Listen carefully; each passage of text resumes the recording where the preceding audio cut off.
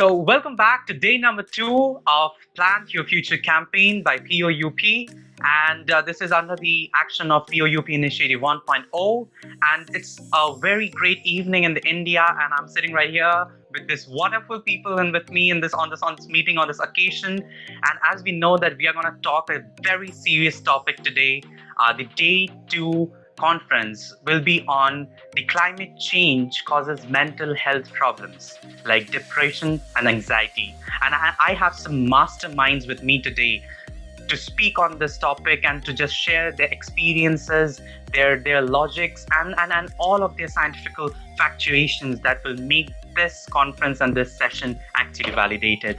So now, before starting it up, I would just like to thank some of the people without whom this conference won't happen possible. Our media partner, themutebreak.com, our beverage partner, Drink Z. We will have our blog partner as Steenherds, and we will have our advertisement partner as Lomba Updates from Indonesia. And we'll also have our special partner, the Startup Times magazine, and we will have our, most importantly, the host, the Wopno Talks. So I will be starting this whole conference up. Just before that, we will just have some kind of a small knack shock, and that is something like that. In today's world, we know that climate change is one of the burning issue, as everybody states it as, but I would like to state it in a different way. That in today's world, climate change is not a burning issue. In today's world, it has already been to a level where it's burning the earth. It's not a burning issue itself. So let's concentrate on this conference, not just as a practical and a daily conference. Let's focus on this conference as a practical scenario in front of you, that what is the actual form of climate change and what kind of dangerous situation it is going to bring up in the next few years. Recapping the line, or the quote, which actually gave me goosebumps, climate change is real. It's happening right now. It is the most urgent threat facing our entire species, and we need to work collectively together and stop procrastinating by DiCaprio. Annie Therese, I would just really like to give a very brief description to all of you, but making it sure she's not just that brief description, she's far a lot more than that. A community builder, a stubborn believer in collective positive change. She runs an ethical modeling agency called the Role Models Management. It was started in 2017. She also runs a podcast called Hey Change and her online classes, The Climate Optimists. And most importantly, she has been also called the world's top 7th influencer in the world for the sustainability tip by Huffington. Welcoming Annie Therese. I'm so honored to be here today. Thank you so much for having me.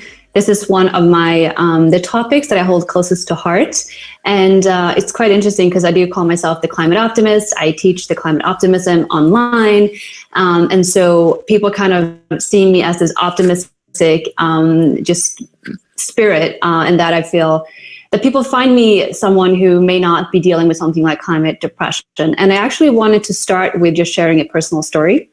And that is that I struggled with an eating disorder for about 15 years of my life.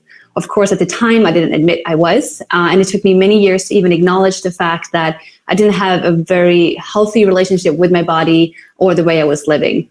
And so when people like family and friends voiced their concerns, I just kept saying everything was fine, there's nothing to worry about. So instead of accepting help, I did all I could to ensure them that, I was healthy, I was fine, and there was nothing to worry about. And to be completely honest, I didn't think there was something to be worried about, because in my opinion, I was just a girl who was very passionate about health and nutrition, and I treated my body like a temple. So to eat only healthy foods and to make sure you work out daily for me was not a bad thing. And it's not, unless it takes over your life. And when you add up all the food you've eaten and start calculating all the calories every single night when you go to bed, so that you can know how to best even out that with the right exercise the next day to make sure you stay on track, that is taking over your life. When you can't eat one single meal without calculating the calories in that meal to make sure that you stay on track, that's taking over your life. And that was my life for many, many years. And it wasn't until just recently that I actually understood what was really going on. Because like I said, I thought like honestly that, I was not dealing with anything that was harmful. And this was just a choice that I made for myself. But then what I realized actually as late as last year is that this was deeply rooted in climate depression. And the reason I've suffered from an eating disorder for so many years is because of climate depression. And I'll explain why. I have always been a very empathic, aware soul ever since I was a young kid. I was the child who would turn off the tap for my friends because I knew that kids in Africa didn't have enough water. So seeing water go to waste just really pained me. As I grew older and learned more about the environment, I became very aware of how to recycle properly. I would take my bike everywhere, and I was the one who would call out my friends for not recycling properly. And I soon became the recycling cop amongst colleagues and friends. And I would just go to the bin and take out what was not placed in the right place and take it and put it somewhere else. So I just increasingly learned a lot about the world and tried my best to be the change I wish to see. But then the more I learned, the more I realized that there was so much that's wrong. And it started to dawn on me that I couldn't do anything about it, right? And I started to feel this like sense of just not having, being in control. Like I couldn't control what was happening in the world. I couldn't control other people. I couldn't control companies and what they were doing. And not having an avenue to speak about it, not having a way to share that.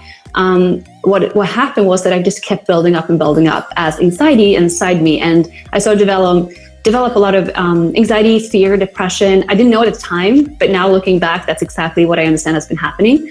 And then one day in my late teens, I learned about the food industry and I decided to go vegan. And at first that made me so happy because finally I felt like I had power to do something. Like I understood the profound positive impact I could have just the way I ate every single day. So by every single meal I was eating, I could make a positive choice for myself, but also for the world. And that made me feel powerful for the first time in years. And I really became a very different person through that. But then at the same time, all these images I've seen in documentaries and movies of animals suffering in factories all over the world, they kept haunting me. And every time I tried to talk about this with anyone, what I was met with was, I don't want to know, let's not talk about it, that's awful. And there was just, no one wanted to discuss this. And what I realized then was, okay, there's so much that's wrong with the world and no one is willing to really get down and do something about this. And so what psychologists call this is kind of like a cognitive dissonance, where you know something and at the same time, how you live your life, it's impossible not to fuel that. And so what that leads to is obviously a feeling of anxiety, fear. For me, it was a huge, deep despair, and it came out in different ways. But one way that it really manifested in my life was that I needed so desperately to have something that I was in full control of. So when I couldn't control the world, I couldn't control the people around me, what was it I could control? And I could control myself. I can control my health, my body. And so I became manic about that. And that is why I counted every calorie, why I calculated every exercise towards food, and where if I saw any ounce of fat on my body, it felt like I was losing control. So it was definitely not healthy. It's not how anyone should live their lives. But it took me many years to recognize that. And I remember actually there were days when I would deliberately starve myself. I wouldn't eat because I wanted to feel the pain of the world. I felt like, I went for walks and I could feel how the hunger was growing inside me, and I felt weakened. And in that weakness, I felt strong because I felt like that connected me with all the pain. And somehow I was on an energetic level with all the animals and all the trees and all the ecosystems that were hurting and all the people as well. And so I grew very comfortable being hungry. That was something that I felt comfort in because I felt like that was how I was contributing to the world.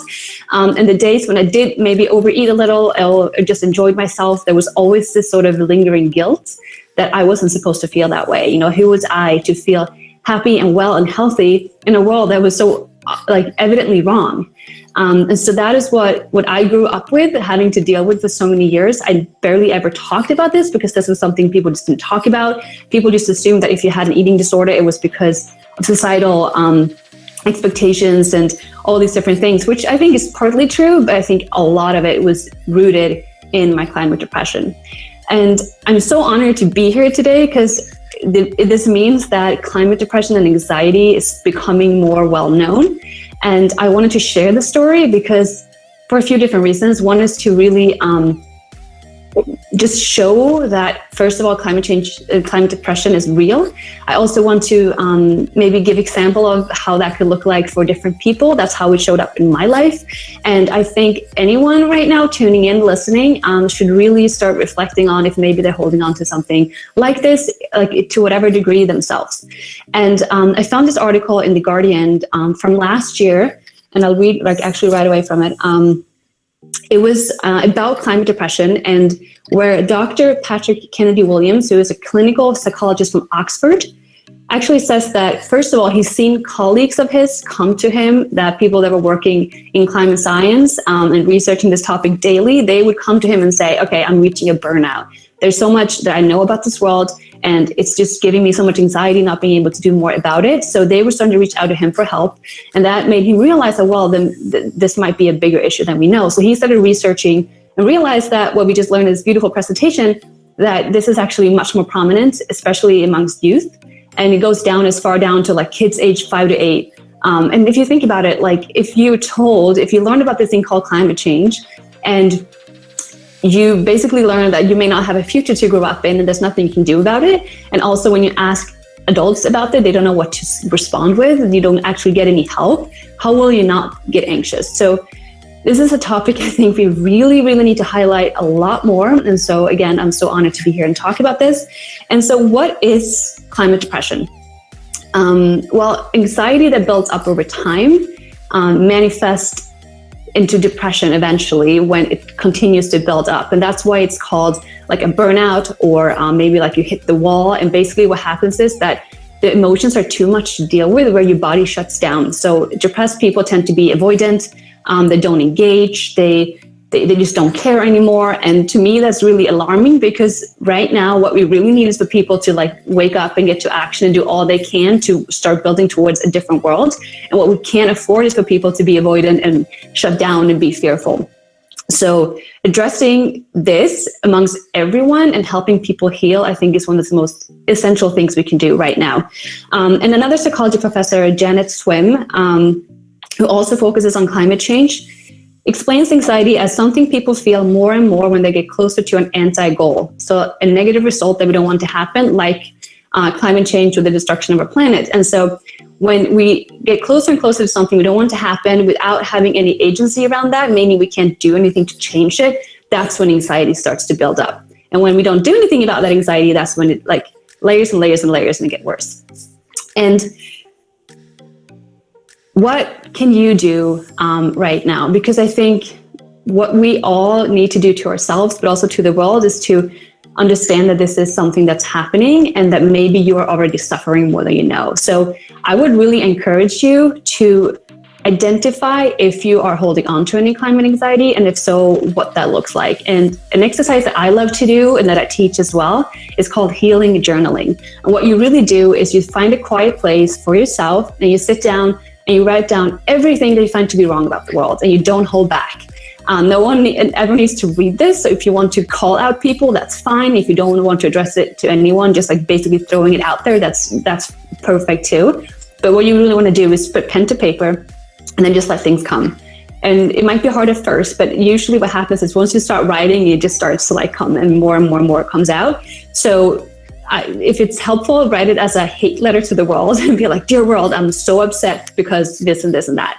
And just get it out. Like, don't hold it back. You don't have to explain why you feel this way. You don't have to have any solution to why you feel this way. You don't have to have an answer to how things can be better. It's really important that you just identify the fear and the anger and the grief that you're holding on to. And then once you're done writing this, you read it back to yourself, either quietly or out loud.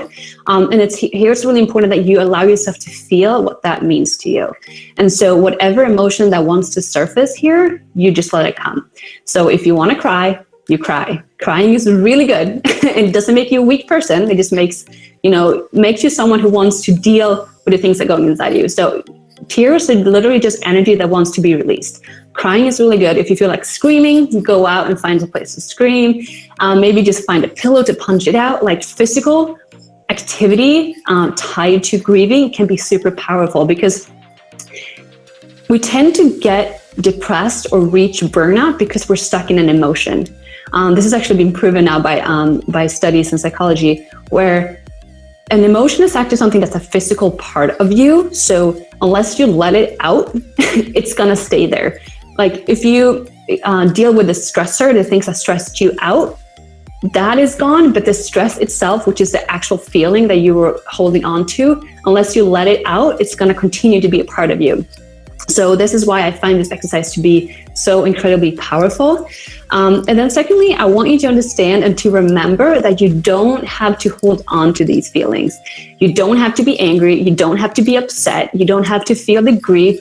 You don't have, like, I used to be an angry activist. I thought that was the only way to make a difference. Like, if I didn't feel the pain, then I wasn't doing enough. And it took me many years of getting sick all over, getting tired all the time, running myself down, until I realized I wasn't actually doing any good, right? Like, starving myself is not going to help the animals. And so I want you to remember that, yes, fear can be very powerful to sparking action. Like, that will maybe get you out of the couch and like act on the urgency and like take to the streets and riot. But then at some point, for sustainable long-term change to appear, we have to transition that fear and that anger and that grief into faith, resilience, optimism, and ultimately happiness. And I usually talk about this, the work that we're here to do to transition our current world into a much more beautiful world that I truly believe is possible. It's going to take a lot of work, right? It's going to take a lot of years. It's going to take a lot of us coming together, what was just mentioned too in the previous presentation. And in my opinion, that's really exciting. That means that we actually are here with a really big mission right now, and we get to do that together. But in order to sustain ourselves, in order to sustain the work that we're here to do, we have to keep healthy and happy, and we have to be excited about this work. And so fear can only get you so far. It might be the ignition to get you going, but then you have to transition that fear into something different. And then lastly, I want to say that what I've learned, and that's also been backed now by psychiatrists like Kennedy Williams and Janet Swim that I just mentioned, is that the best treatment for climate anxiety is actually action. So what's important to understand is that you alone can change the world, but also to remember that you're actually not alone, right? Like, there are thousands, if not millions of people around the world that are working for this with you. And so we help each other carry the torch, so to speak. But the action part itself is what's going to help you heal, because what Janet Swim says is once you get closer and closer to a solution, you start to get proud of yourself, you feel hope, and that's going to continue fueling more action. So yes, the action itself may not change the whole world, and you alone and your individual actions is not going to be enough, but it's part of the change, and you are part of the change. And I call that rebel sanity, where at least you're doing all you can to make a difference. And I think the most important that you can do right now is to ensure that you heal yourself. And you cannot heal the world until you heal yourself. So I want you to really take that with you. And a few things I want to leave you with. One is that awareness hurts, and that's okay. Because when you open yourself up to the reality of the world, and when you choose to see, when you open those gates of awareness, there's going to be a lot coming flushing in. This can be very painful. It can be very scary because you may not have all the answers. But I want you to remember that it's okay to feel that way, and that trying to ignore that feeling by maybe just watching TV shows and diving into social media and trying to like just keep yourself away from that knowledge, the fear and the pain doesn't go away. It's only shoved into a different part of yourself where it starts to build up into anxiety and maybe at some point depression.